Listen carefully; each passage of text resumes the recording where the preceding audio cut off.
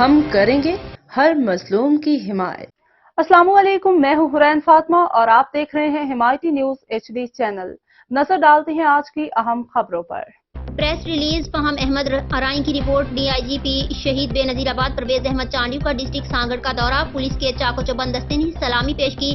ضلع کے تمام پولیس افسران کے اجلاس کی صدارت۔ محکمہ پولیس سندھ اور ضلع کے آپریشنل کام میں بہتری لانے کے حوالے سے تجاویز پر غور۔ سانگڑ تفصیلات کے مطابق DIGP شہید بے نظیر آباد کیپٹن ریٹائرڈ پرویز احمد چانڈیو نے SSP آفس سانگڑ میں اجلاس کا انعقاد کیا۔ اجلاس میں SSP سانگڑ اعجاز احمد شیخ کے علاوہ تمام DSP SDPOs اور SHOs نے شرکت کی۔ DIG شہید بے نظیر آباد پرویز احمد چانڈیو نے اپنے خطاب میں کہا کہ اجلاس کا مقصد محکمہ پولیس کے آپریشنل کام میں بہتری اور تیزی لائی جائے۔ اجلاس کا مقصد اجلاس کے شرکاء سے تجاویز لینا اور ان کے تجربے سے استفادہ کرنا ہے تاکہ پولیس میں اور زیادہ ریفارمز لائی جا سکیں اور موجودہ دور کی مشکلات اور چیلنجز سے بخوبی نمٹا جا سکے۔ اپنے خطاب میں DIG شہید بے نظیر آباد پرویز احمد چانڈیو نے مزید کہا کہ مقدمات کے اندراج میں کسی قسم کی کوتاہی نہ کی جائے اور پولیس کے کام کو قانون کے مطابق میرٹ پر انجام دیا جائے۔ عوام کو بہتر خدمات کی فراہمی کو یقینی بنایا جائے تاکہ عوام میں پولیس کی ساکھ کو بہتر کیا جا سکے۔